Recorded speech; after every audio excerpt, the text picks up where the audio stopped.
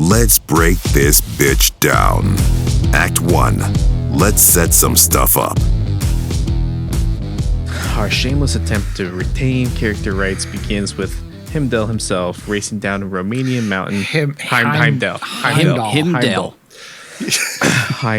right? Yeah, Heim. Yeah, everybody knows Heimdall himself. Our shameless attempt to retain character rights begins with Heimdall himself racing down Romanian mountain roads on a motorcycle, or as the movie puts it, vaguely Eastern Europe. Just saying, same contact lenses, Marvel. Yeah, copper eyes. He looks just like Heimdall. He makes his way to a Eastern European castle with a super fake looking sky behind it, where the monks have the dopest movie/game room Eastern European tax dollars can buy. The place is a fortress according to the main monk, which main monk is my new band name, or our new band name, by the way. So hit us up on what is it? Bandcamp. SoundCloud. Just find us in the clouds. MySpace music. MySpace. That was just MySpace now. He tells Charles Minor they track down a boy, which doesn't really bode well for the boy, if you know what I'm saying. Young boy, remote castle full of religious dudes. I was just saying, he's going to get bored there. There's nothing there for a kid to do. They don't got fucking internet, I bet. Seems like they do. They have all those servers. Yeah, they have that giant war room. Yeah, but I'm sure he can't, dude. Yeah. He can't hook his Switch up to that.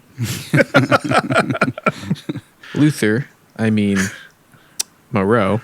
I just made a lot of Idris Elba jokes just at the beginning before I have to call him Moreau for the whole rest of the movie. Yeah, I noticed. Charles Minor, Heimdall, Luther. Who's Charles Minor? Future James Bond, huh? Who's Charles Minor was his character on The Office. Oh my God, he was on The Office for a minute.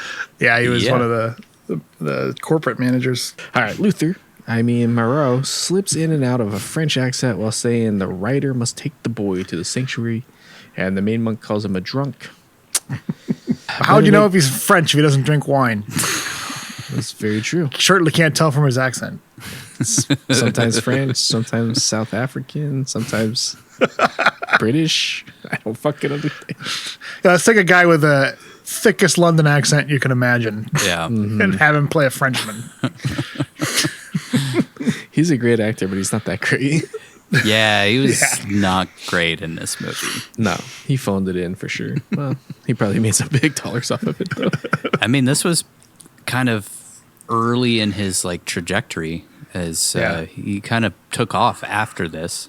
So you would think he would have tried a little harder. I mean, it's a Marvel blockbuster. Well, he'd already worked with Marvel on Thor by this point, so maybe he was like... Oh, did he? Did he? Yeah, God, that's Thor right. was like Thor, 2010, that's right. Wow. I think. So they watched Thor and they were like, oh, just put him in those same contact lenses. Bring him over here. Could you bring him with you?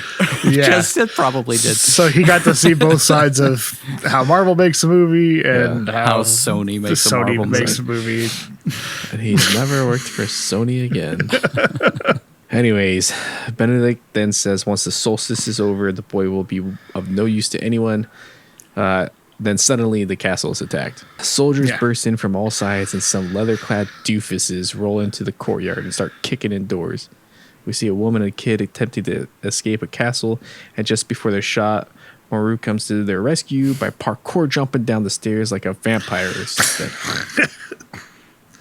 The mom, seeing a black vampire coming at her, shoots at him and takes off with the kid. She saw Moreau. Moreau. Yeah.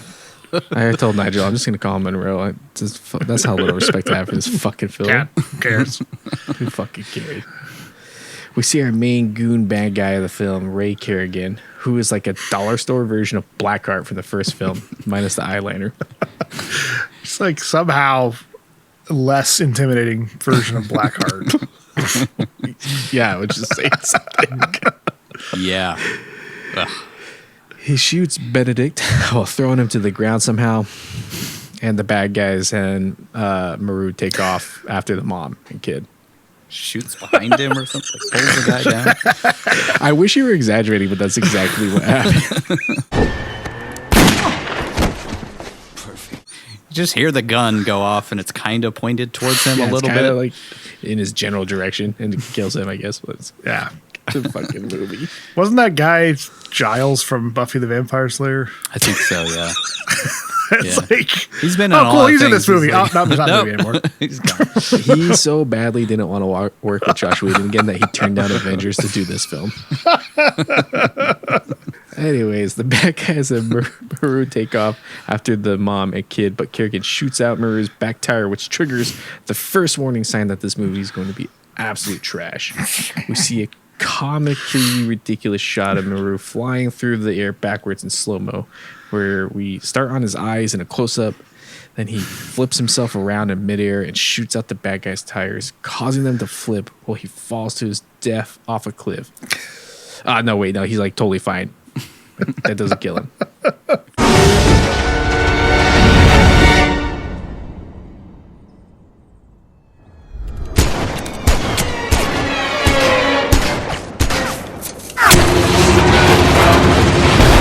Oh man, yeah, that was the sign.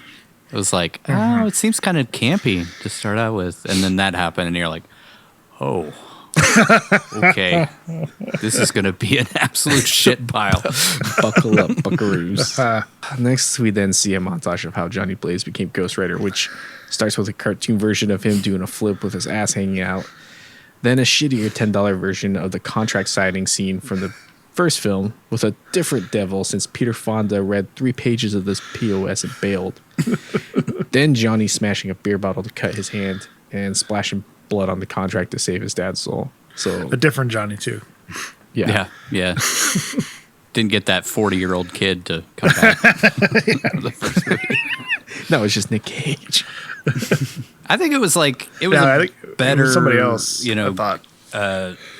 More comic accurate. You remember when we talked about the first movie, they kind of wanted to.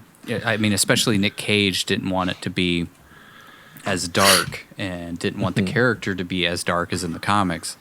And this one, it's like, he's just slicing his hand open with a beer bottle, which is actually a better, more accurate version of Ghost Rider than the stupid, I accidentally slipped and got a paper cut, and that's how I signed the contract. And then I eat jelly beans out of a martini glass the rest of the movie. Want some jellies? I wanted to see a scene of him laughing at monkeys on the TV at some point. Laugh like a human while you're watching the monkeys.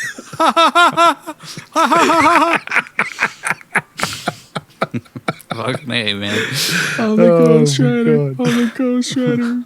I'm the Ghost Rider. Just kill me, please. I can see why they changed some aspects of the first movie, but they didn't do better. That's for sure. They did. They did not. Okay.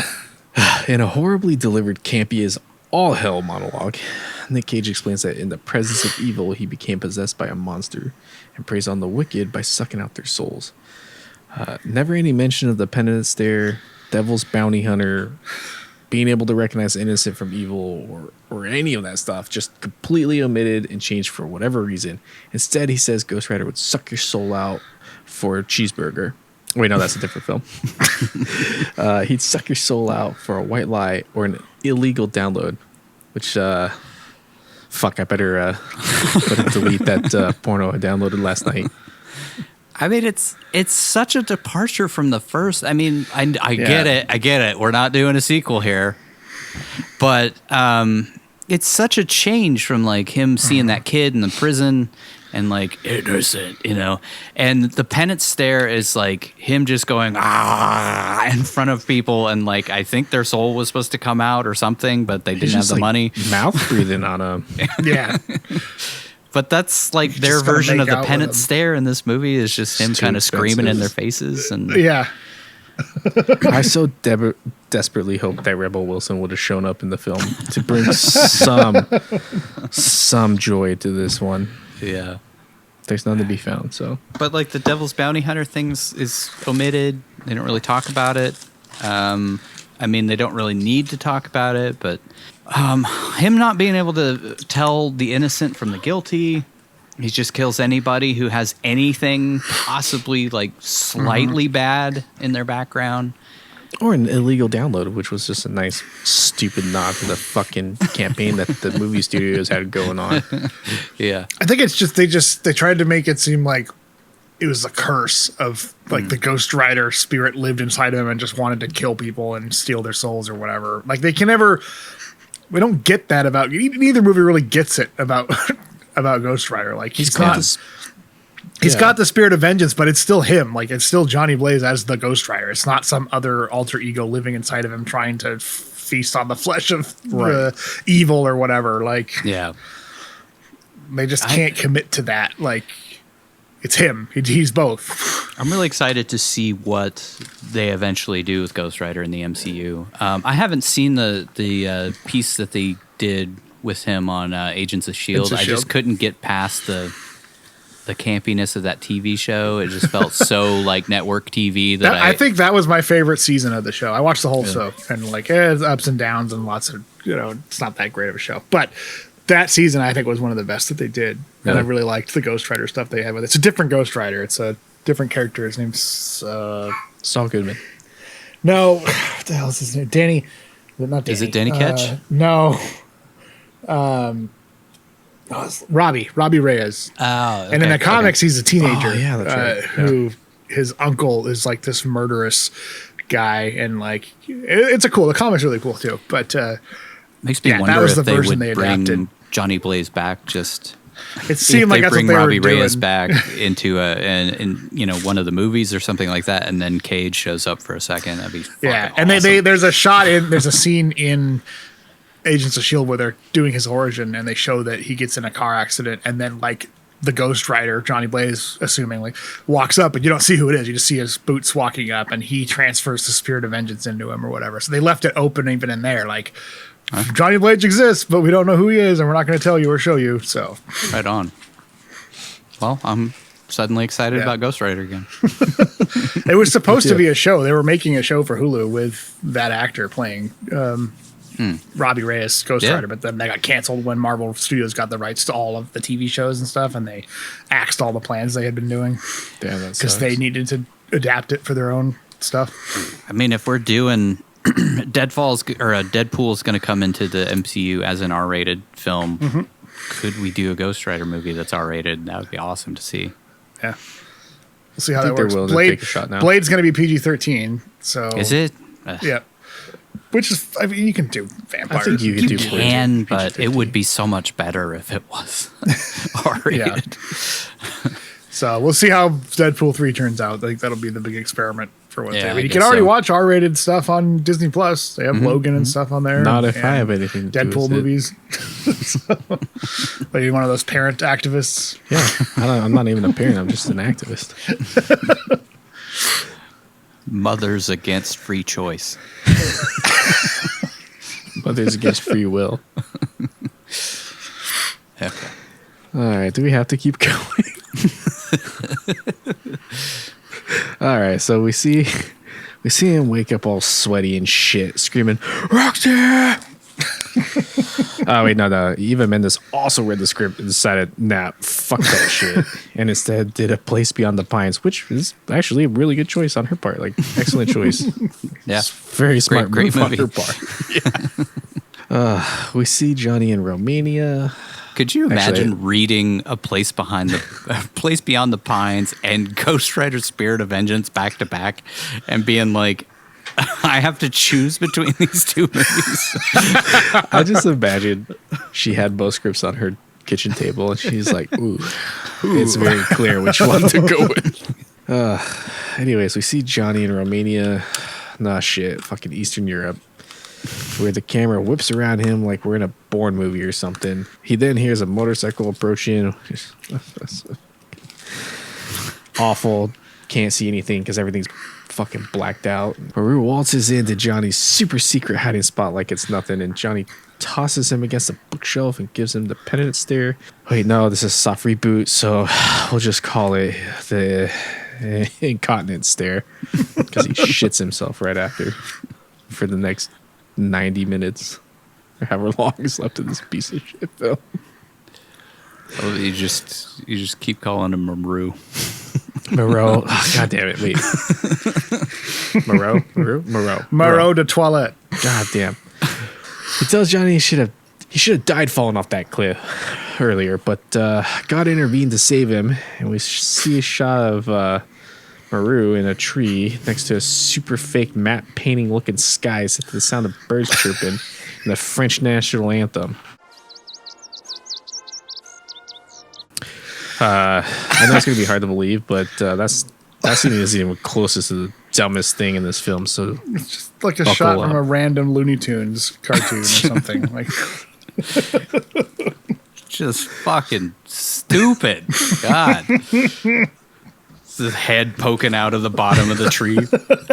I don't know if that was like their attempt at humor. I love the national anthem just playing quietly. That's the old. You gotta know he's French, right? Like he hasn't had any wine yet. Just imagine like fucking all of the work that went into that, and Idris Elba, this like highly respected actor, just hanging his head out the bottom of a tree. Oh, it'll be great. We're gonna play the French national anthem, and it'll be like that shot in that scene in Almost Heroes when Christopher Farley gets beat up by an eagle. Love it. Audience will love it. Moreau asks Johnny to help, then chucks a bottle through a window and says, "It likes the dark places." Which is pretty clever pickup line, honestly, because because he's dark and he's got places. No, never mind. Okay, Johnny chokes him with a chain.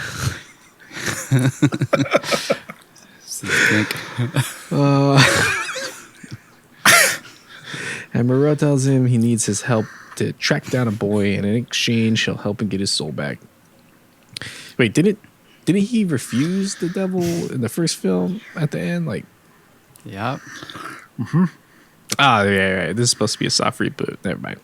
So for that first film, just throw out all character motivations from the first film. Yeah. All of that's different. It's very confusing because you like you said, you throw out the origin story of a character, you make a sequel less than 5 years later with the same actor as the lead, and you don't expect people to be confused. I guess that's my bad. I should have been with it. Just hand over the reins to the crank guys. Who saw those movies and was like, those are the guys. Those are the guys to direct Ghost Rider. Let's fire that Daredevil guy who made a movie that was actually kind of coherent. Mm-hmm. Let's bring in the fucking crank guys. Well, we're trying to do the movie for $300. Half the budget of the first one. No names. You just go scraping the bottom of the barrel. Moreau tells him to save the boy, and Johnny says, "I don't save people." But Moreau tells him that he found himself in an area of the world people give so little a shit about, you can get away with just calling it Eastern Europe for the entirety of a film because he's there to save a boy. I just love that it's just generic Eastern Europe. Eastern Europe for the whole thing. Like they act like that area of the world is like the Wild West, like no man's land. Nobody can find you in Eastern Europe. It's just so off the grid. Mm-hmm. That part of the world. He says the writer will be able to find the boy because his stench is the same as the devil's. And in exchange for finding this smelly ass kid, Moreau and his masters will give Johnny his soul back. I guess it's that easy. Over at a coffee shop, the mom we met earlier, Nadia, is getting hit on by an English businessman who definitely keeps his socks on while he fucks. He flirts with her, saying he's got a lot of money. Gypsies like her seem super easy and asks if she likes it in the dark places, but is scared off when Nadia's kid shows up and steals his wallet. Which, okay. He likes the dark places, huh? They take off, but of course, Kerrigan and his misfit gang of dumb-faced goons are watching her every move. Moreau waits for Nicolas Cage to give us another crazy fun Ghost Rider transformation, but due to budget constraints, that'll have to happen off-screen this time around. So instead, we see him push some tables and shelves over some really bad CGI of his eyes, turning into hollow skull eye sockets, kind of. And that's it. Because next we see the hell cycle flame on as he takes off on it while Nadia and Danny try to fight off the dumb-faced bad guys who ran them off the road. She locks Danny in the car, which I don't have kids, but I think that's not what you're supposed to do. You're supposed to lock them in there. The sun's down. And one of the bad guys tries to get him out by, I'm not shitting you here, slamming the butt of his gun on the door handle rather than like the window. Since I guess shattering multiple car windows was probably just wasn't in the budget for these guys. So We only have one car. Just hit the door handle. We didn't pay for this $5 insurance on this car to break windows. We just rented this. Don't actually hit it. Just kind it's of. a rental. Well, I guess hitting the door handle apparently works because they get the kid out, and then this is my favorite part of the film. They slam his head into the doors and then the ground a few times, and that's when I was like, "All right, dude, these guys don't fuck around. They're not afraid to show a kid getting his ass beat." Unfortunately, before Kerrigan can pop Nadia in the head, the Ghost Rider shows up in a tar suit and inexplicably moves his head from side to side for a minute like a snake.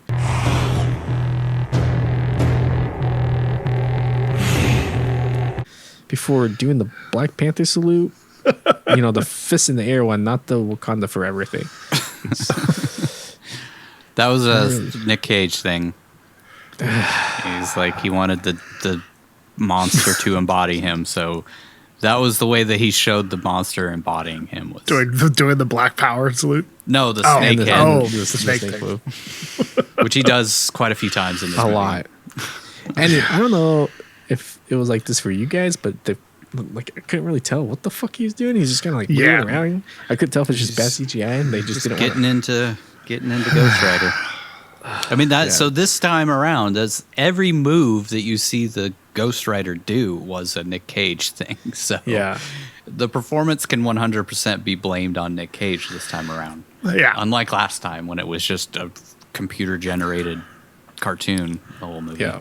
I will say I like the look of the Ghost Rider better in this one. It was, without it, the skull being like white, but they went for more of the like, now it's been some time and now the skull is charred and tarnished. But the CGI was not great. The fire effects weren't as good, I don't feel like. Yeah. I thought he looked all right. I didn't like that he was covered in like burnt tar. It just looked I didn't like the outfit, just the head. The head is better. Yeah, that part the outfit was weird because it's like, well, why the fuck would his flames affect? Looked like something Rammstein would wear on stage, you know? Mm-hmm. Damn, I wish we would have watched Rammstein instead of this fucking thing. I also like the Hell Cycle better, being a real motorcycle instead of that stupid thing that they put in the first movie, which I guess, is more comic accurate, but like it looks so ridiculous in the first movie. Yeah. And it sounds like a weed whacker in the first movie, and it actually sounds like a motorcycle in this one. Yeah. And they had that kind of like, anticipatory sound when the Ghost Rider is showing up. That was like the weird predator noise going off around them, which was kind of cool. Yeah. Some aspects of this are definitely better, I feel like. Not many. Yeah. Very few, but some. Well, nobody seems all that shocked to see a flaming skeleton man. But once they start shooting at him, he whips out his chain and melts the goons in second flat while continuing to shake his head from side to side. Just, this is the beginning of where my life turned into a living hell, trying to fucking track how many people he killed. I mean, he could he have just killed people like that in the first movie? Because he kills the fallen angels or whatever the hell they were in the first movie with the chain like that. So, but these people, like the humans, they just melt immediately. Yeah, they just we're hitting them with hellfire, so it I makes guess. sense. I just assumed Thanos snapped and this guy's just turned into dust. We see him run at a dude in a super dumb sped up shot.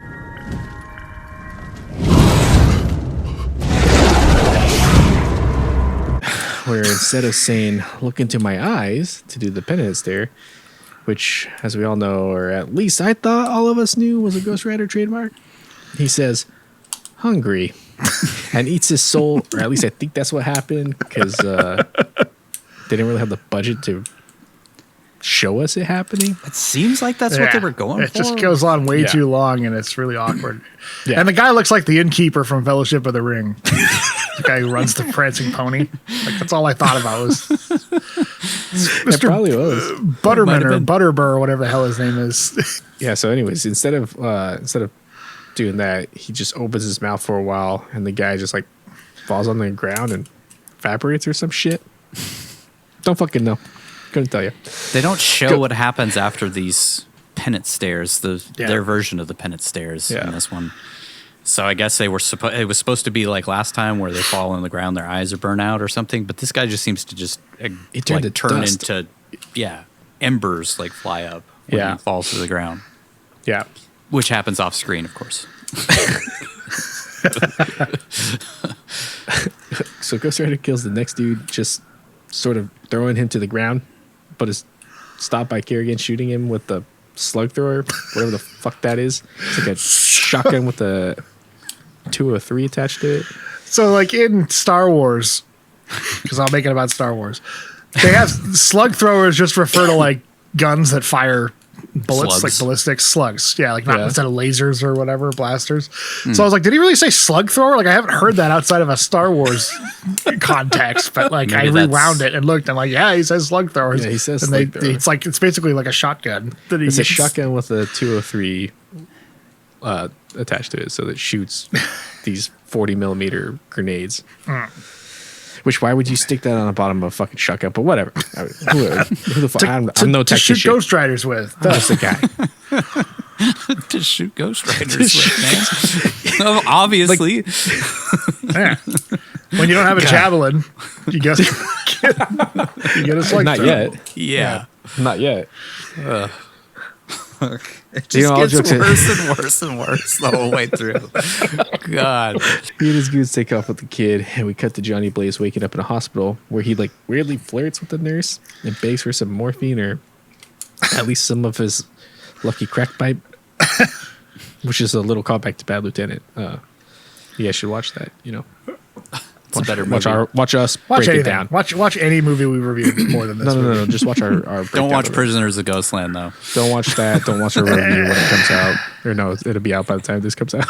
Were you going to Yeah. make the case that Prisoners of Ghostland is better than this movie? Yeah, but Oh I'll save God, it. no! I'll save Don't, it. Yeah. don't you dare!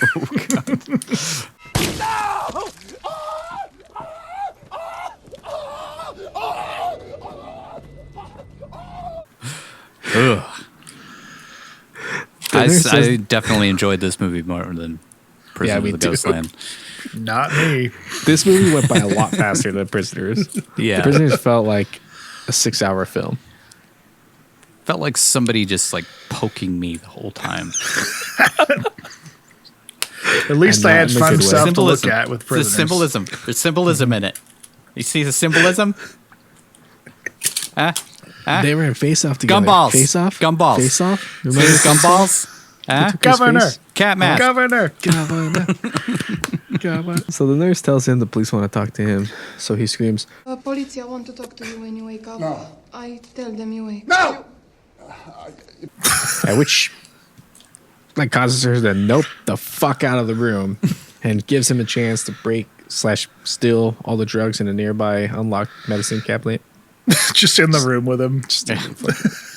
Eastern They're Europe. in Eastern Europe, you know, it's the Yeah. Wild West. This is where that guy, that Romanian doctor, works. Same hospital from Dying of the Cornish. Yeah, so then he walks out like right in front of them, full view of the cops who don't notice him at all. Just completely oblivious, which explains a lot about Eastern Europe. Romania. No, it explains a lot about what Americans think Eastern Europe is. Incompetent. Yeah. Yeah. They Then he basically doesn't- don't even know English over there, so, you know. She understood no. Could have at least made it realistic and had him bribing the cops with drugs he just pulled out of the room and they let him go.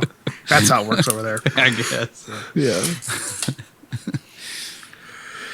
No, Then it's he really like went- they needed some explanation for him to like not be dead or something. So he wakes up in a hospital, but they're like, shit, how are we gonna get him out of the hospital? It's a really he just confusing leaves. thing because it's He just just like walks out. it's exactly like the first movie. I call that out in here, but it's Yeah. exactly the same as the first movie where it's like he got injured, Yeah. but then But later on he's shot with a fucking missile and he's not injured. He's just Yeah. fine. But in this one he was shot with a slug thrower. So what? Did you not learn from the first movie? God damn it. That was a callback to the first film. Oh, okay. Well, then he runs into Nadia, who seems to kind of recognize him, but also like not recognize him. So was he still flaming? I mean, was he like a flaming skull? Not flaming. Anyways, was he a flaming skeleton when they brought him into the hospital? Did she bring him in? Did like an ambulance come get? Because like, how are you gonna bring a dude on fire into an ambulance like that? That She can't just be picked safe, him up. right? I mean, he was just a skeleton, so he was really light. Was he flaming though? Like, was he on was fire? on fire. Can you touch him? Like, is that another? Can you touch him? Or did you get? I mean, he was just a burnt out skeleton. Why would you even bring him to the hospital? Yeah. It's obviously not I going would to have save just him. assumed that slug thrower did the trick, evaporated his skin. It's really confusing. Like, how did he get there? Don't think about it. And why is she there? Like, anyways, Yeah, what the hell is she doing there? Like, yeah. that's not to think about these things. Yeah. Let's keep moving. We see Kerrigan and his goons through an unnecessary Dutch angle shot, intercut with the devil himself arriving on train somewhere. Oh boy, here comes Peter Fonda is what I was thinking. No, then it was Hard C Hinds. It's Ciaran Hinds, who is great in everything he does, except for this film, which is no fault of his own. We see a god-awful, weird split-screen phone conversation between Rourke, which is the devil's name, I guess we're going with. Not Mickey Rourke, Yeah. just Rourke. Well, it's like Rourke with an A, and they pronounce it different ways throughout the movie, like Rourke, Rourke. and sometimes Moreau calls him like Rourke. And He's Rourke. French, you see. Yeah, it's because he's France. Rourke. I just kept picturing, why didn't they just have Mickey Rourke play him? That would have been better. It would have been a lot better. Way better. It's just Ciaran Hinds making stupid faces for the next fucking 90 minutes or whatever. There's one good scene with him that's a deleted scene that they cut out, where he goes to I rent a didn't have the car. heart to watch the fucking. Oh, I do. deleted scenes, He man. goes to rent a car from like an enterprise rental place, The devil which I'm sure they renting a car. cut out because it's stupid because he's renting a car. But there's the whole thing with him like he goes to like the guy's like, "Come on, buddy, we're closing in like a minute," and he's like, "Sign says you're still open," which I'm sure is like every fucking customer is the fucking devil who does that. So that part's great. But he like makes him fill out the contract to sign the car, and then he like negotiates the rate down to like 50 euros a day or something, and it's like 65 normally, and like he gets into this thing about how he likes to negotiate, and then the guy tries to scam him and sets the price at the normal thing, and he reads the contract and he's like, "This isn't the price we agreed upon," and then it's just like and then he kills the guy. dude. But it's such a good you should see that deleted scene, because it's actually like it shows him being sinister, and he's like, "The devil's in the details." This It's sounds fucking stupid, dude. It sounds even dumber than the rest of the movie. Just Devil the goes concept to of a the devil. rent-a-car. That's a great skit. The crank guys are like, send him to the fucking rent-a-car. That'll be great. We only have 90 minutes to work with. Let's send him to Enterprise and fucking fill up 5 minutes with him renting a Do a car. 5-minute scene renting a car. fuck. Damn, dude. Okay, so we have this split screen of this conversation going on, right, between Rourke and Kerrigan, and all Kerrigan's half shots are like centered squarely on his crotch for some reason. I fucking get it. And then there's like a bunch of unnecessary mass split screens with stupid transitions. It's all sorts of dumb. That's the part where they were going like full cranked, and I guarantee the studio's like, no, bring that shit back. That is dumb. There's Why even are a you looking shot at where his it's like, so Rourke is over here, comes off of screen and then goes over here over the top of himself. Like, so there's a shot of Rourke, and then he comes over, and then suddenly it's a split screen. It's like the exact same shot of Rourke. I'm like, It felt like they fucking watched. monkey could have edited it better. They watched better Ang Lee's shot than Hulk. this.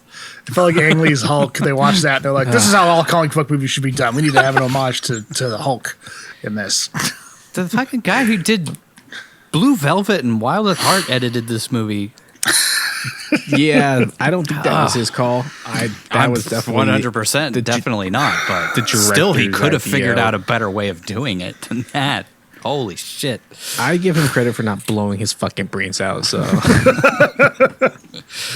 I don't, because then we might have been spared all this if he'd done that. no, they would have just found. They would somebody just else. handed it off to that guy who edited Dark. Then it would have been even worse. Man, we have had some bad movies this season. Season 2 is the season of awful films. Like I feel like we had more awful per square inch in the first season, but this season we've had some real like piles of garbage. And true. some really great movies. Whereas Yeah. the first season we had kind of an intermix of like good and bad. Yeah. This season we've had really good ones and then really shitty ones. Yeah. All right. So Ciaran tells the devil about Ghost Rider, and he's not pleased to find out his bounty hunter is loose in the former Yugoslavia or wherever the fuck we're supposed to be now. Ciaran puts the kid on the phone with Rourke, and he does some very sexy devil whispering in the kid's ear, which causes him to scream and pass out, which coincidentally is what I wanted to do at this point in the film as well. Rourke explains he installed Surfshark in the kid's head to keep the Ghost Rider from finding the boy. Don't bring Surfshark into this. We're trying to get people to sign up for that. we're trying to get people to use that thing. Not, I guess Blackheart or the members of Earth, Wind, and Failure didn't know about the spell in the first movie because they never used it. I mean, we'll go back to it again. Like, did the first film even happen? Because none of this shit just adds up. Like, what the fuck am I watching? Is this Ghost Rider was able to track them everywhere they went in the first movie. Yeah.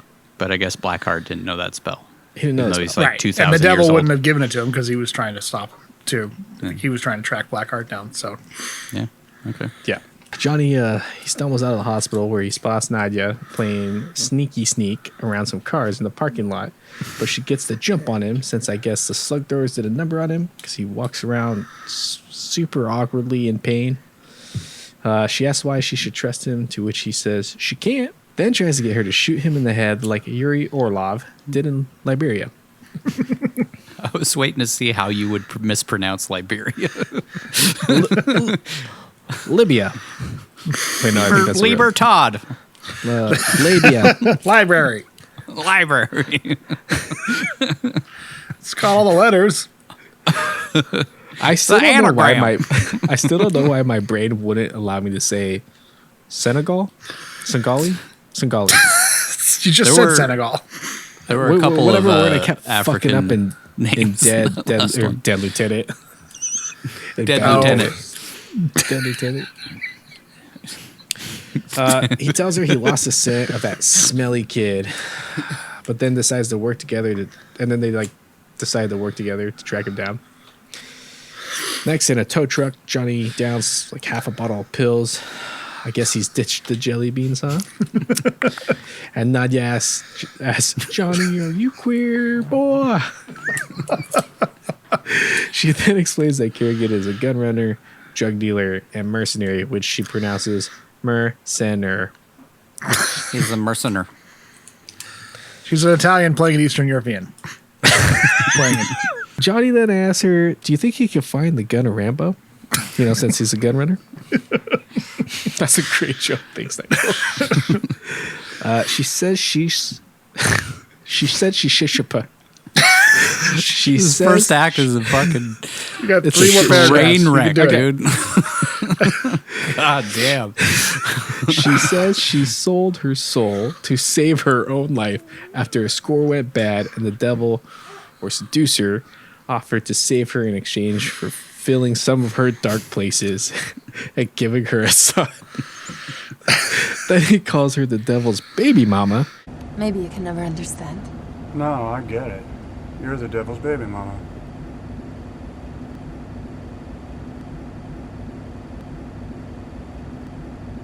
Which is dumb, and says, I guess that explains why Moreau wants Danny so bad. Like, why are there so many of these weird pauses from Cage in this movie? I think he was trying to sabotage this movie because he hated it.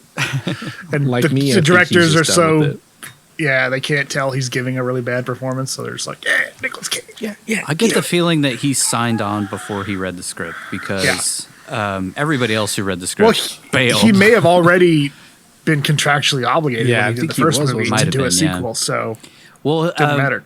In the Wikipedia, it said that he had expressed interest in doing another one, and so that was why Sony greenlit another one.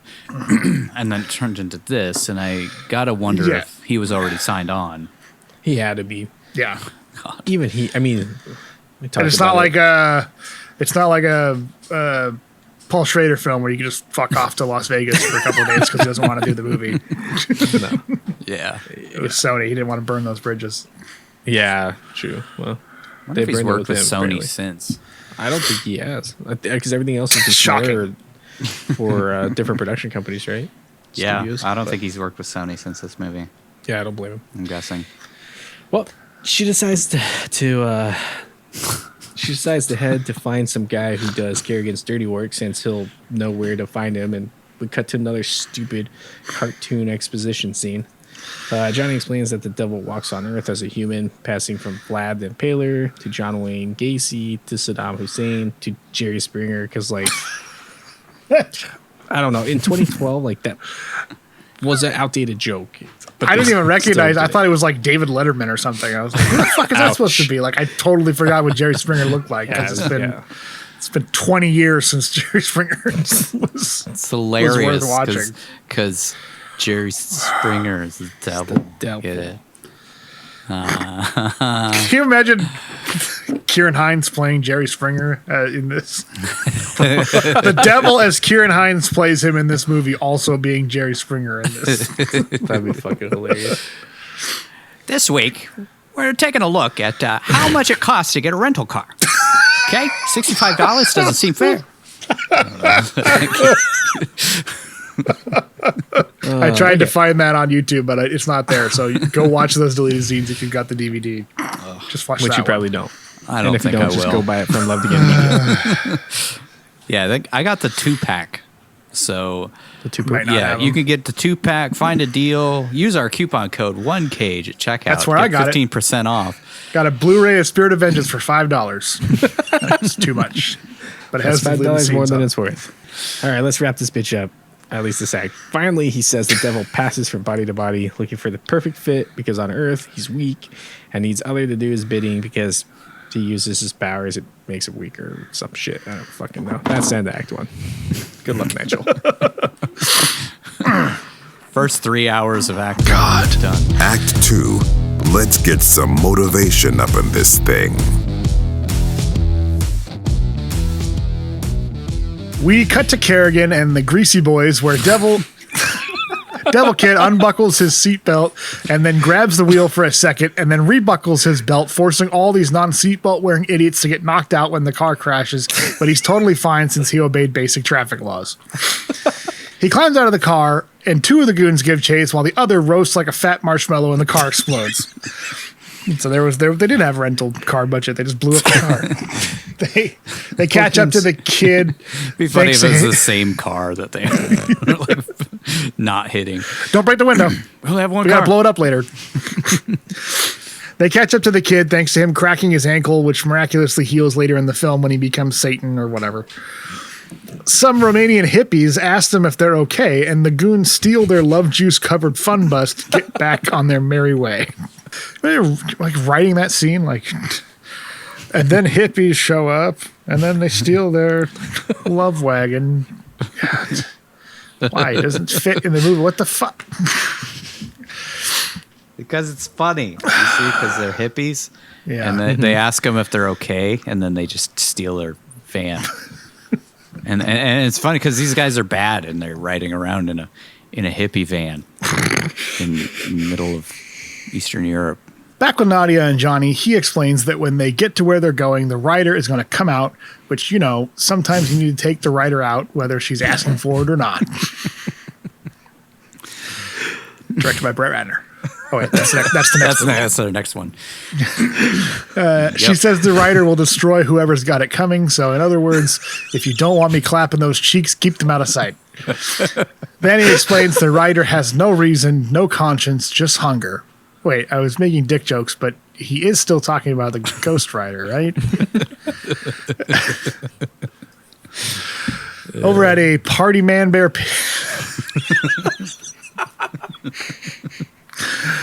Over at a party / man bear pig fight club inside a missile silo or something, we see it just seemed like they could just film wherever they could, like just film like, oh, we got to do shoot a rave. I don't know, an old abandoned Soviet missile silo we're decommissioning. Yeah, we'll film it there. That's fine.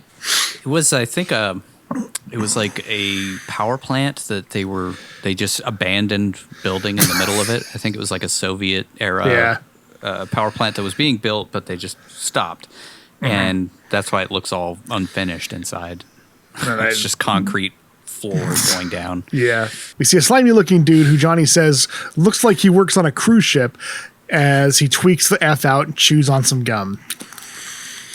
Like trying to stave off the spirit, I guess. I don't know. Like, is the spirit trying to come out because there's so many bad people at this fight club rave or whatever, and he's like trying to keep him inside, but I guess it's like nicotine gum. It just looks like he's jonesing. Yeah, like he's really needs a fix or something. Nadia asks if she's gonna regret bringing a flaming skull demon to a den of sin, and he says, yeah, probably. Trying to catch his delivery. Yeah. The guy who knows Kerrigan and apparently runs this madcap funhouse tells some mafioso-looking dudes to count every dollar that people inexplicably paid to watch a man fight a pig because he doesn't want these idiots robbing him because everyone's robbing him and it hurts his balls. Kill me, guys. Just slay me. I'm ready. Slay. It hurts my balls, as you say. Yeah. Why is he fighting a fucking pig? What the hell is going on there, dude? Is this like that scene in what was it, Doctor Strange 2 or like Shang-Chi? Oh, Shang-Chi, Fight Club. He's fighting Abomination. And it's a pig. It's a pig instead. See, if this was a Marvel Studios picture, that totally would have just been a cameo for some pig character or something. Pigman. As seen in Shang-Chi. They did the same thing. It's a weird, maybe it's a call forward to pig because it's a fight club. It's a fight club. Pig. He's fighting a pig. Maybe that's what happened to the pig. That's how the pig died. Spoilers for Pig.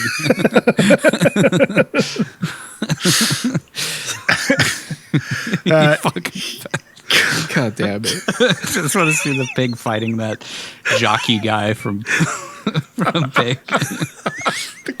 The guy who runs Eurydice fighting the pig.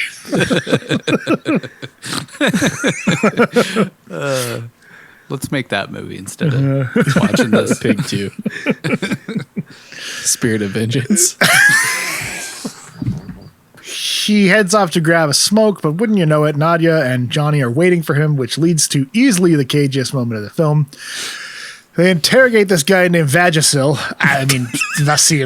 for a bit, and Johnny fights off becoming Ghost Rider while his eyes comically turn into vacant buttholes in his head, and he tweaks out like mad. He's got those butthole eyes.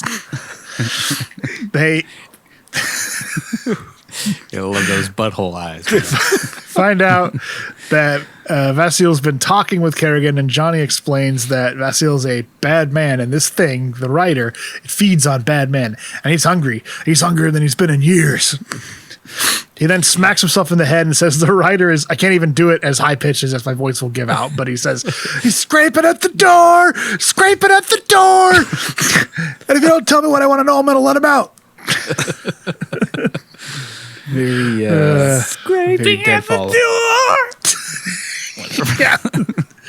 door. Then he laughs at his face just like he smoked crack with Big Fate and calls him a good girl.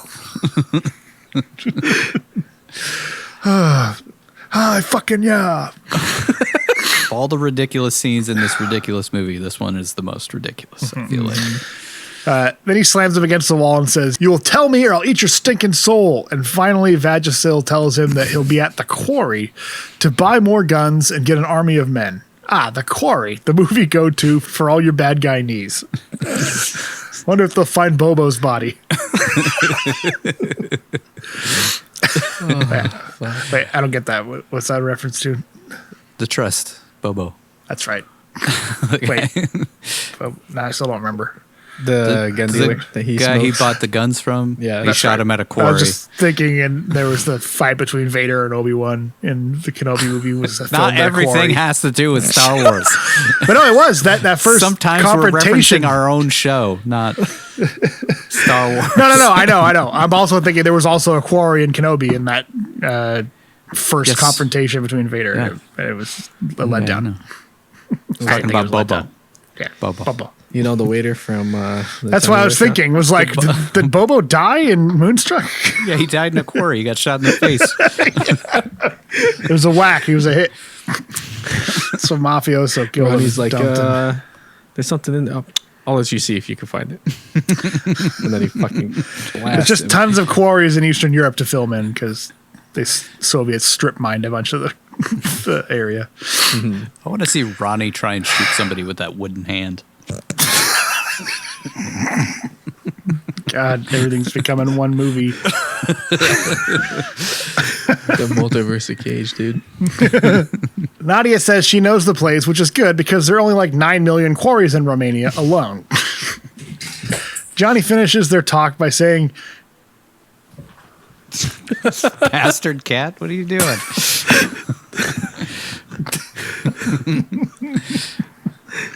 Scratch on the fucking couch. God.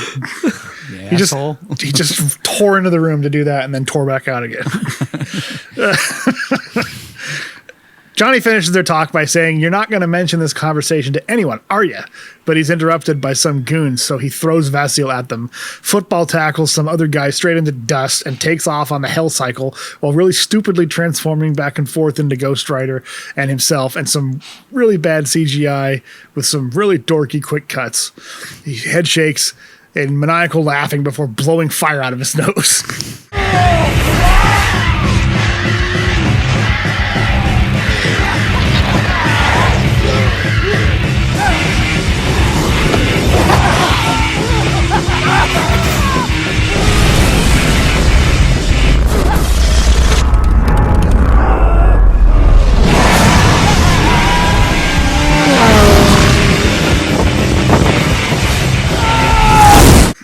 Again, another thing the Crank guys do in their fucking films. Yeah. Fucking that. I think that's my least favorite, like the dumbest. I know, Nigel, you have a very... you have one in particular, but... that one's up there. Yeah. That one is like, oh, fuck me, dude. Just fuck you. How can we make this as stupid as possible? I'll just point out now that the director said they wanted this to be a darker, more adult take on Ghost Rider and not that kids movie that Ghost Rider 1 was. I say that now because right after that ridiculous scene we just witnessed, we're essentially treated to a 5-minute long Roadrunner cartoon. Over at the quarry, we see a crazy looking huge digging machine and Kerrigan waiting as truckloads of bad guys pull in where he buys some javelin rockets, which, I mean, he shot him with a slug thrower and that put him in the hospital. So surely 4 javelin rockets with extra heads will take him out, right? I mean, those things destroy tanks in one hit, as we've seen in recent news. Yeah. Spoilers, it doesn't. Nadia sneaks in and unties Danny, but she's caught immediately by a goon who just sort of makes out with her, I guess because he's a bad guy. Reminds me of when Nic Cage unscripted made out with that poor girl in Dog Eat Dog. Mr. Cage, no. Weirded out Willem Dafoe. Hey, man, that's how lawsuits are started. Calm down, man. Leave it in the film. She didn't want it. She wouldn't have signed up for it. She made she was scale. Fuck her.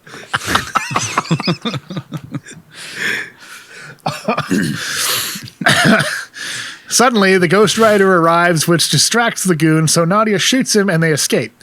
Kerrigan shoots a javelin missile at him, which, by the way, destroys tanks, busts bunkers, and levels buildings, and scores a direct hit. They all laugh to celebrate, and also they're firing it like 100 feet away. Like the concussion blast of that probably would have killed all of them too. Yeah. Those things need some lead time. Like they have to like shoot straight up basically, and then they come down. So Yeah. I don't think you can shoot something from like 100 feet away with a javelin. They all laugh and celebrate, but of course the Ghost Rider is completely unharmed. Same convenient plot device as the first movie. He's stabbed and is injured in real life, but later the entire police force unloads on him and he's fine. This one, he's hit with a rocket. Ghost Rider starts going to town on the bad guys with his chain, but is interrupted by a flash grenade, which causes him to get knocked out, I think. And he spins in the air like a cartoon character for a minute. He was just hit with a fucking javelin missile, but a flash grenade slows him down. You ever What? get hit by a flash grenade? Ever-loving fuck is going on in this? Like, what is Anyway. the logic in this movie? Just Yeah, I don't know. Anyway, he spins in the air for a minute slowly and then super fast and then does a jump scare look at a guy before running at him where he fires a machine gun into his mouth for a while before he spits the bullets back out at him. Kerrigan goes to shoot another javelin, but Ghost Rider runs at him like something from House on Haunted Hill, comes at him super fast, and suddenly he's on top of him, so he fires the missile, sending Wile E. Coyote off into the night. He's totally fine after exploding again, so he walks over to that digging machine we mentioned and transforms it into a hell drill, which is actually pretty badass. He uses it to kill God knows how many bad guys with some hilariously bad CGI, good luck Vince, and irritating as all hell camera zooms. That was like they didn't have a lot of people down there when they shot that, so that one was easy. The like Congress / House of Reps getting Yeah, murdered that at the one's end. That one was a bitch. So, I feel like we're that, about to double the amount of kills that we had. to me, this scene was like, this was like maybe the one scene that was kind of redeeming. Just the visual of him like possessing a giant yeah. excavating machine that spins around and has flames shooting out is Until the CGI takes over. yeah. But that part was like a spread from a comic, like when you have a 2-page Yeah. spread, Yeah. you open it up and there's a really cool visual or something like that. That's Yeah. what that felt like. That's Yeah. like the That'd one be time like a this felt like an full-pager, homage. Like open it up with Yeah. a drill going across on fire. Yep. It's pretty Yeah. sweet. You know, when they use those, they can be really effective in comics. So it's like, Yeah. holy shit, that's awesome, and you have to just stare at it for a little bit. Like, Yeah. I felt like that was like the first time this actually took some of the great things comics can do and adapted that onto the screen. Yeah. But it was really short lived. And it's not worth Very watching short-lived. anything else in the movie for. Guessing because it was very expensive. but they It's shot kind of it the at night, so it's unfortunate easier. thing, that's changed since these first two movies. Was like it was so prohibitively expensive to show Ghost Rider at all. Like every second the Ghost Rider's on screen was a fortune to animate. But nowadays you can, as we've seen. With some allegations that have been coming out against Right. Marvel, but like you can do it for super cheap Yeah. these days, and it looks great. Well, I mean, depending on the movie, but Yeah. I mean, there's still a lot of Marvel CGI that does not look great, Yes. even today. But that's because of those I would argue cheaping out almost allegations. everything that's happened in Phase 4 so far. Yeah. Yeah. Finally, we see Kerrigan about to shoot Danny and Nadia, but Ghost Rider scorpion whips him with his chain and pulls him over.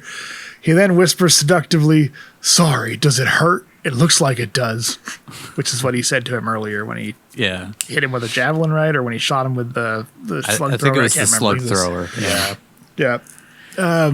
Suddenly, I guess Danny's firewall spell or whatever it was that seems to drop, and Ghost Rider can sense him again, so he chucks Kerrigan like 100 feet, takes off after Nadia and Danny.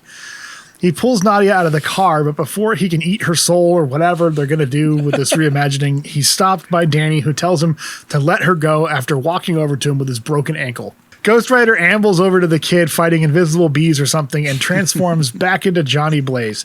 He then delivers the line, "So, that happened so badly in a shot so dumb that it makes you want to punch a child in the face."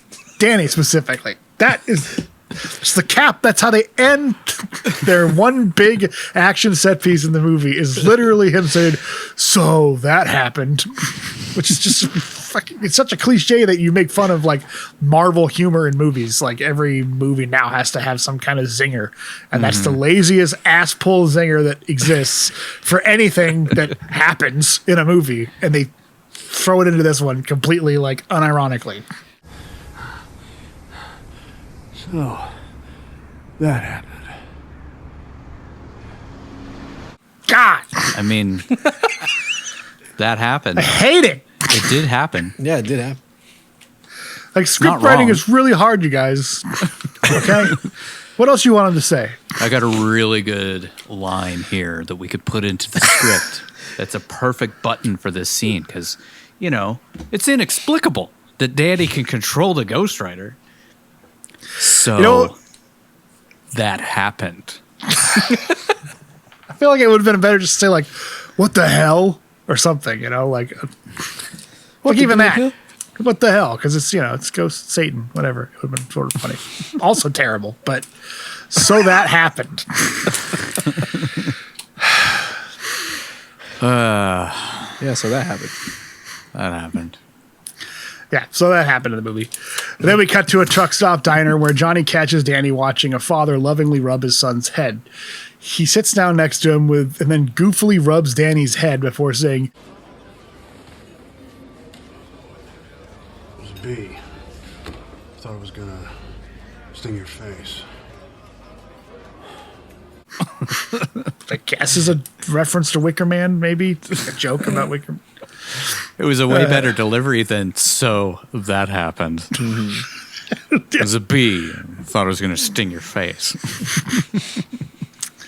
Johnny asks about his magically healed broken ankle and tells him he knows it's awkward having him hanging out with them, but it's cool because the unkillable agent of the devil who can transform and kill his mom at any given moment is way cooler than the guys she usually hangs out with. I mean, judging by how his mom looks and acts, yeah, it's probably true. Yeah. You know Nic Cage don't fuck with his socks on.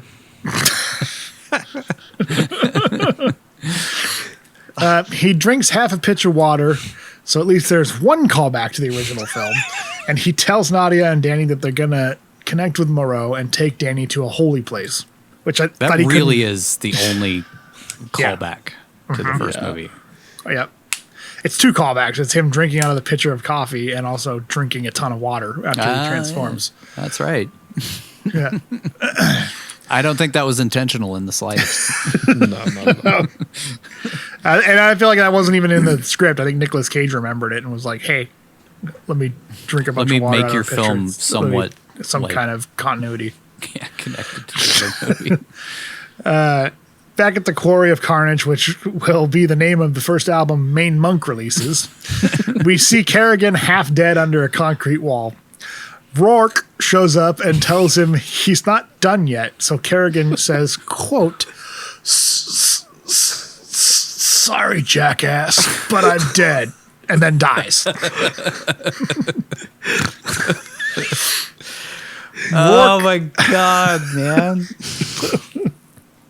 So that happened. But I'm dead. Should say, so that happened, and then dies.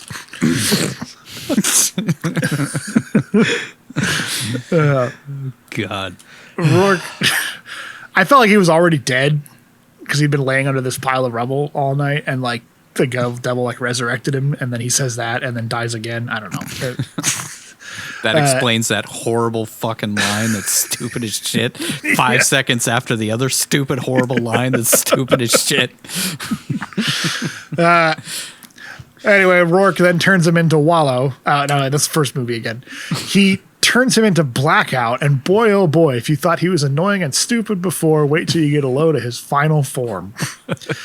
Rourke pops a blood vessel in his eye or something since he has to mess up his human body a little to grant this doofus power, but it's worth it because when he lifts the concrete slab, he reveals a blonde guy with nastier blonde hair than Sway from Gone in 60 Seconds.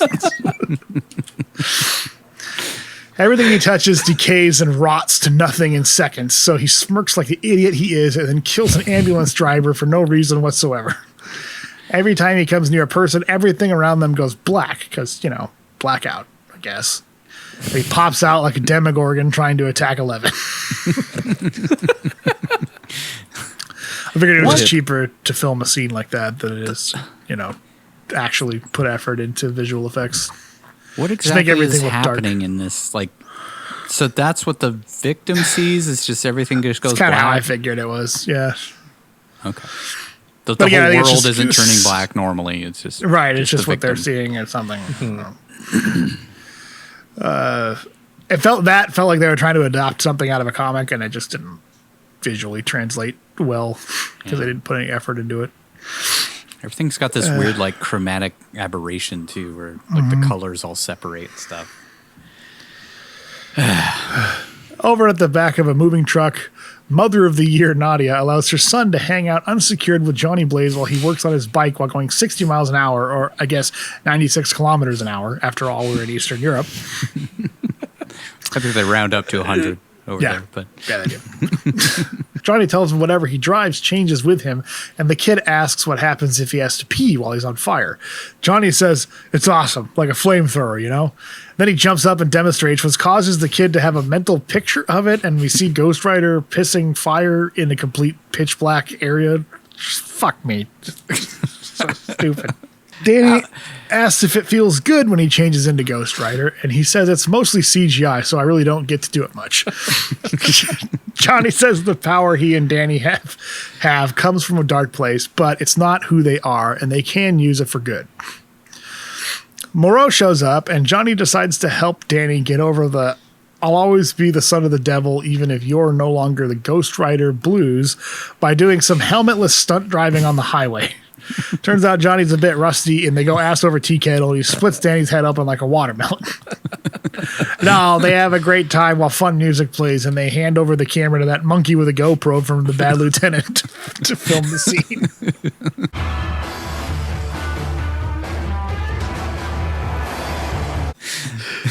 In the behind the scenes, they were like, "We're really trying to push the envelope." Yeah, he was on roller skates in that scene. I was going to say, this is where they're on roller skates, right? Yeah. They were pushing the envelope, man, of what you could do in a film.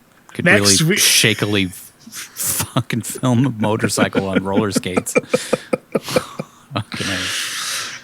Next, we see what Sway would have looked like after relapsing, or should I say blackout, driving in the ambulance of the guy he killed because Eastern Europe was like the Wild West and no cops would be looking for him.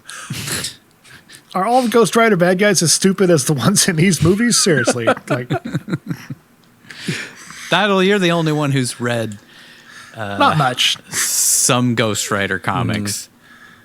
Are they all this fucking stupid? Like, no. Blackheart is dumb as shit in that first movie. Yeah, the only ones I've read. All of the other bad guys in the first movie are dumb as shit. And this guy is dumb as shit.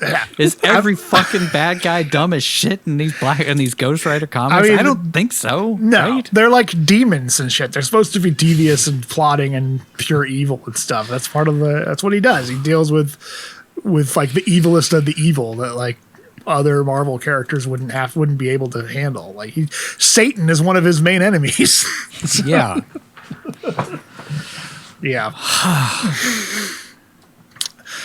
That's one unfortunate thing that we're going to have to grapple with in these supernatural movies when they actually are made with Blade and Moon Knight and Ghost Rider, all these kinds of comics. It's like, so Satan has existed this entire time, and in like Endgame, all that stuff, all this stuff happened while Satan was just wandering around. I think I don't know how they explain this in comics because these are retcon, but I think hell is just a dimension in the comics, and like it's a real place.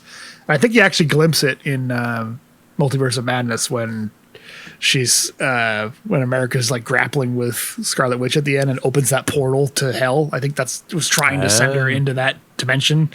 Okay. So yeah, I think it's a real place, but it's real as in like Asgard is a real place too, but it's not like a supernatural location. It's a dimension or something. I don't know. Who knows what they're going to do. I think they probably won't even touch it because of censorship and stuff like that. They may not even have, although they don't seem to give a shit about China anymore, so maybe they don't care, because that was always one of the big hang-ups is like if you have supernatural demons and stuff in movies, China won't air it. So Okay. I think they're done giving a shit about that. Blackout tries to eat the dead driver's lunch, but it all decays in his hands except for a Twinkie because, preservatives. That was the one joke I liked in this movie. Fucking hated that Grabbing joke. a Twinkie and it doesn't rot away. So just like the Judy Springer joke, so fucking outplayed. It is stupid. So dumb. But I guess because I wasn't survive a expecting it. Holocaust. Just him pulling the Twinkie up and it having it, The moment I saw that Twinkie, I was like, oh, fuck you guys. Family Guy did it already. Come on. Act 3. Time to resolve some shit.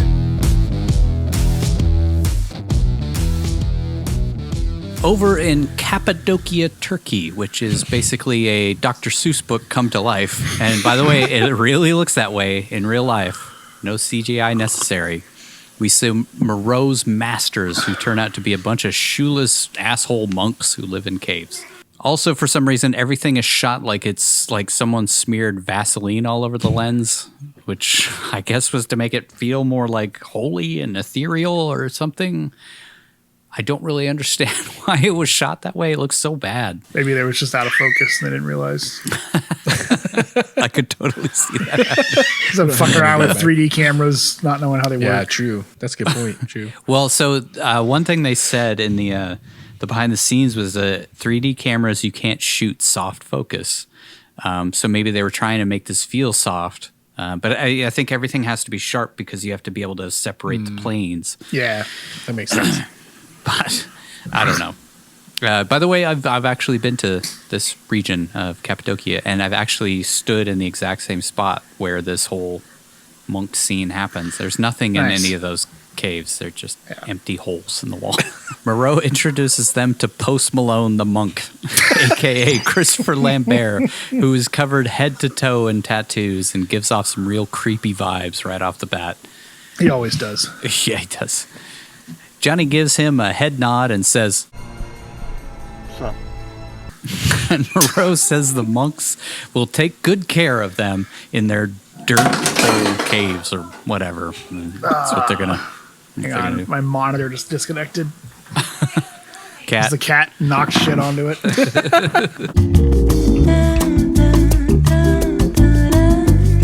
Moreau says the monks will take good care of them with their dirt holes, caves, or whatever. Their dark places. They're going to stick it in their dark places. That hot hole. Johnny Shoving dough tells. in and out. Johnny tells. Oh God, yeah, forgot about that one. Johnny tells Danny he's safe there, even though they'll be trying to cut his head off in like 2 minutes, and he fucks off to go get his curse lifted while the devil boy gets prepped for sacrifice or whatever. Danny gets real upset because he's like, "Well, you can be cured from your whatever the hell, but I can't."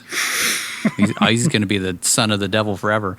Which seems like a really bad idea, like to save this kid. Yeah. Because, like, if we've learned nothing from these types of stories, eventually the devil part takes over, you know? Yeah. He tells him that the only thing that can hurt him now is him, because he's the ghostwriter. And, but, like, he can't hurt, I mean, I guess he could hurt his mom, but he can't hurt Danny. Right. That's because that happened. Just establish that. So Danny's pissed since he'll never get to see him piss fire in real life now. Aw. He's a skeleton. By the way. Just you know. He doesn't have any organs. Doesn't have a bladder. He doesn't have a penis. Doesn't have a urinary tract. I'm just saying, you know. That scene doesn't make any sense. Maybe Just that's like why every Danny other had to scene. imagine it. I don't want to be here anymore. We're almost there. We're getting there. Moreau takes Johnny to a cobweb-filled wine cellar filled with 1,000-year-old wine, thousands of year old, whatever, that definitely would have turned to vinegar by now. By the way, that's what happens to wine when it sits for 2,000 years. Not it gets better and tastier. Even if it's in the best conditions you could possibly store wine in. Which this it's is not going to be definitely drinkable not. after 1,000 years. Yeah. You mean a dirt hole? He does say at one point, he's like, it tastes better on a salad. Yeah. Yeah. And I guess maybe that was the joke. Yeah, but that is vinegar. That was ad-libbed 100%. Yeah, yeah. because it was too Nick clever Cage was for the this only movie. one who was like, it would turn to vinegar, and they'd be like, "Shut up, just do the line Shut up, read." he's French. He likes good wine. He's like, it's the best wine ever. Can't you tell by the way he says bonjour? He's a Frenchman. Buongiorno. It's like Inglorious Bastards. Yeah, that's all I could think of when he said it. Yeah. A couple of times. He's like, bonjour. You got shit in your mouth, kid.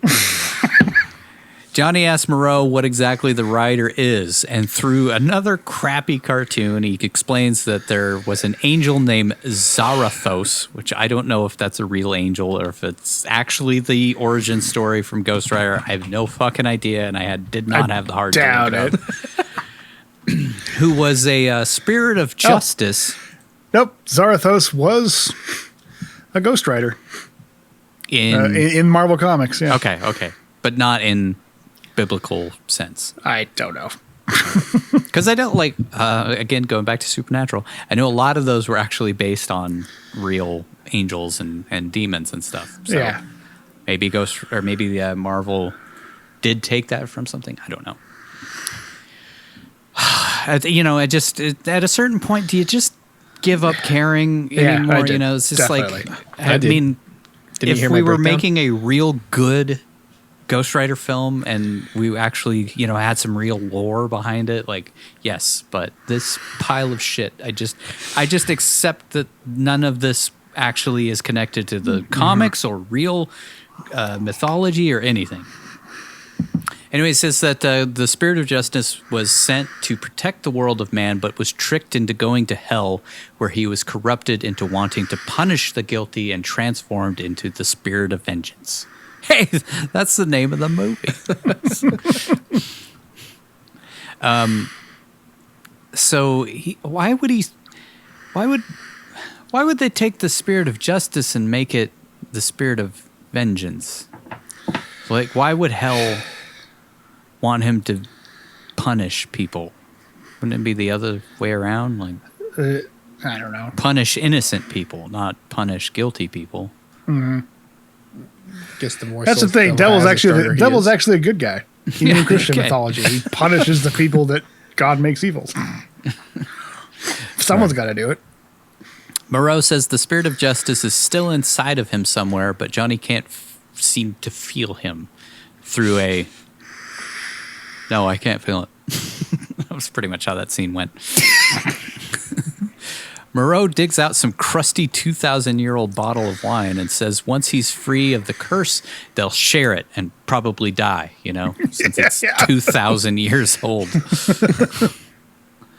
He says Johnny risks death and must confess the one thing that is most difficult for him to talk about, so Johnny tells him he made the deal with Mephistopheles for himself and not for his dad because he couldn't let his father go since he wanted him around too much.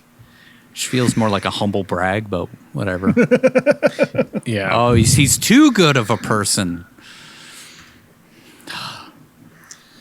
Moreau gives him some dusty-ass dry bread and says it's the Lamb of God, and it'll take away all his sins from this world. So all this time, he could have gotten his soul back by saying he loved his dad too much to let him die, even though he was ready to die. His dad was ready to die, and then eat some dry, And then crusty going to bread. communion, and then it would have been fine. Yeah. I mean, Yeah. he eats the nasty-ass bread and wanders into a cave before suddenly running into Darth Vader. He cuts off his head, but in a flash, we see that he was Darth Vader the whole time. Not everything's Star Wars, damn it. Yeah, god damn it, Patrick. Come on, dude. Now he gets locked in Indiana Jones style, and a dumb as hell montage begins with Nick tweaking on the floor, shouting fun stuff like "Merry Christmas, you assholes!" Him reliving making the deal, which seems more like a vision of Nic Cage regretting signing on to do this movie. Ghost Rider spitting chains out of his mouth for some reason. And finally, Johnny waking up in the cave giggling like a schoolgirl because the curse has been broken. Hey, Moreau! That's how that goes. How does he get out of the cave when the cave was shut behind him? With He's that like Jesus. He just thing? moved it. I thought Maybe. they opened it. The other people had to let Jesus out. No, he let right. himself out. Then they opened it and he was gone. Oh, remember? right. Yeah, that's right. So He has risen. maybe Moreau opened it after he saw him tweaking on the floor and was Right. like, "Oh, he's transforming." But then Moreau is captured by the monks. All right, whatever. He hunts for Stop Moreau, thinking but about it. instead finds the monks holding Nadia and Moreau back from saving Danny. Post Monk alone explains that the boy will always be a threat, which is fucking 100% true, by the way. Yeah. Yeah, he's the son of God, of Jesus. Son of Satan. Son of Rourke. Yeah. Rourke. Rourke. So he must die, and then he does the Vulcan nerve pinch on Nadia, and she passes out. Post Monk Lone Vulcan nerve pinch will be Main Monk's first single, by the way. A sword really would have come in handy there. Yeah. All those months of training. 3 wasted. months of training for a sword fight that doesn't bet- happen. And I bet he did a week of shooting. Yeah, if At that. most. Yeah. They put Danny in a circle, pull out a machete, and save us from a ridiculous, over-the-top finale. No, damn it. Blackout shows up and turns all the monks into spooky skeletons, including the Highlander, which he does by making a peace sign and saying, Peace, brother. before poking his eyes out. You know, just to make it fucking stupid. There could So be that only happened. one. Yeah, so that happened. We cut to Moreau, Nadia, and Johnny chilling with the dead monks who are already sprouting some fast-growing mushrooms. Where Johnny asks what the devil is planning for Danny and if he's putting away some college or putting away some money for his college fund. Moreau explains that the devil plans to switch bodies with Danny since he's the perfect vessel and Danny will cease to be. They decide to go rescue Danny since Moreau knows exactly where the devil likes to do his once-in-a-millennia sacrifices, and they head to Turkey.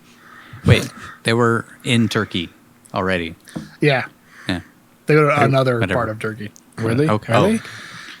No, they are. Yes, this Cappadocia region is kind of large, but it's all in Turkey.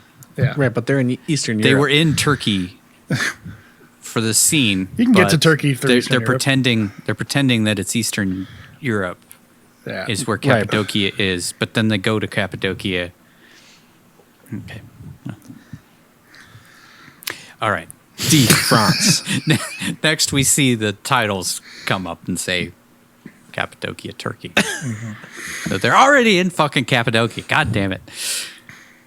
Discount Matrix twin Blackout arrives at a spooky old church with a fake as hell sky behind it with the kid. He and Rourke make dumb faces at each other, and Danny asks what happened to Rourke's face, which makes Blackout giggle. What's wrong with your face? That's a great line. You know, because he's a devil, or I don't know. Because they're children. The movie was written by children. 6-year-old stories. And then the kid says the devil's got a weird face, and the other guy laughs at it. Yeah, he's got laughs a at big it. stupid face. And then he whips him with a chain and his head's on fire. And he pees out fire. He Funny. beats out fire onto the little kid's face. Wait. Moreau explains that Ozek Gukten, Turkey, is the farthest place from heaven, which feels harsh. But fair. Ouch. I've been there, and I have nothing but fond memories. Nothing. It's a good, Please don't it's a shoot me. great place. Yes, please don't shoot me. Please don't fatwa me. Oh God, I'm going to Turkey in a couple weeks, so please don't kill me. It's okay. This won't come out till you're back. That's right. That's true. Moreau says they stand very little chance without the writer against Rourke, but pronounces it Rourke for some reason. At the right there, we stand very little chance against Rourke. He leads them to a vault Klingon full word. of guns that they borrowed from Yuri Orlov before filming, apparently. You can just buy them in the store over there. This has got to be like one of the more expensive scenes, right? Mm-hmm. Because it's this scene with all these guns. Yeah. So it's cheaper to buy real guns than fake guns, as we found out. And they load up for the big epic final battle. Wait, did I say epic? I meant idiotic. But hey, at least it's almost over. Hours later, in a completely different location, Rourke explains what happened to his face. Remember that scene that just happened? He tells them to think of a flamethrower, and Danny pictures Ghost Rider pissing again, since that's his kink, and he laughs to himself. Because flamethrower, it's like the kid, the body's a flamethrower. I don't know. Because if you had a flamethrower made out of paper mache, yeah, a and flamethrower you made out of tried to paper mache. use it, it would burn the thing. That's the analogy he's trying to make. Yeah, That's what his body's like. but he pictures Ghost Rider pissing. Yeah. Tells Danny that if he uses his power, he'll burn up, but explains that Danny is only part human and has all the power that he has, but he can actually use it, which seems like a really dumb thing to tell somebody right before trying to take over his body. I wonder if that'll come up. Then he jabs Devil Boy in the neck with some knockout juice so he'll stop fantasizing about a skeleton pissing until the ceremony. Wait, so he has all the power of the devil, but he can be knocked out with like a syringe? Yeah, because he's human. So, I okay. guess. All right. He's...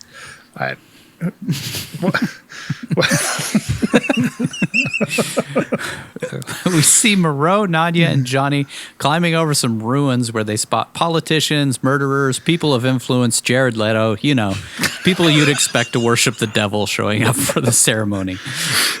Probably brought Ezra Miller with him. David Esquire. David Esquire. Just the worst in that crowd. The worst of the worst. Moreau says if the ceremony is successful, a shadow will fall upon the earth and the devil will be stronger than he's ever been. We cut to the ceremony where all the devil's soldiers dress in black robes, sitting in an ancient amphitheater of some sort. They chant in unison while Ciaran Hinds chews the scenery for a bit while making dumb faces.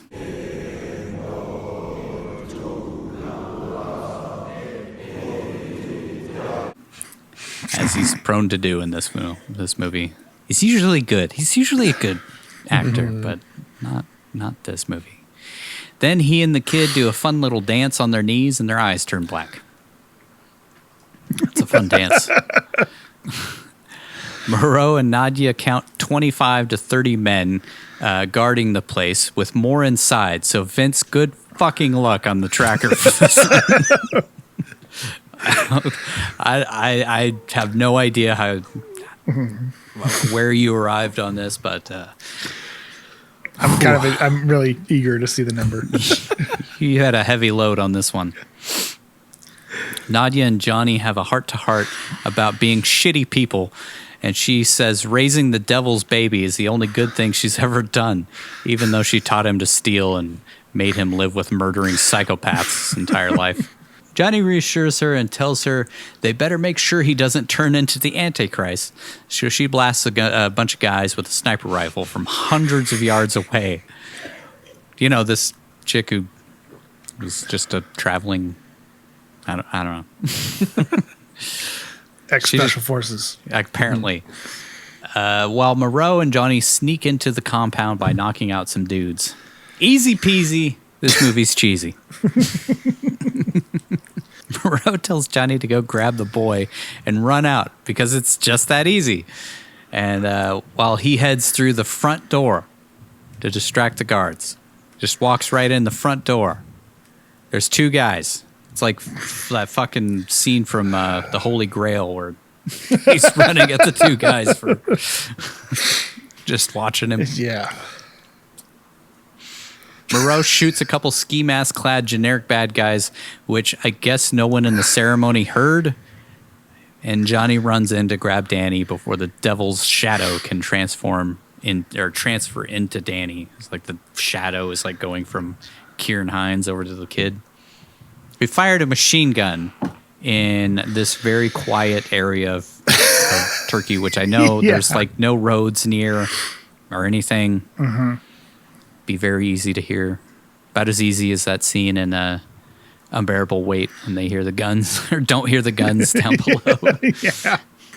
Moreau mows down the hordes of black-robed devil worshippers with a machine gun, which is a rare occurrence for Eastern Europe, but pretty common in the States these days. Jesus. God damn it. Blackout stops the massacre, though, and turns Idris Elba into mush, but it's cool because he can still see the light, you know, because he's holy and Blackout. It's because he's drunk. Yeah, that's right.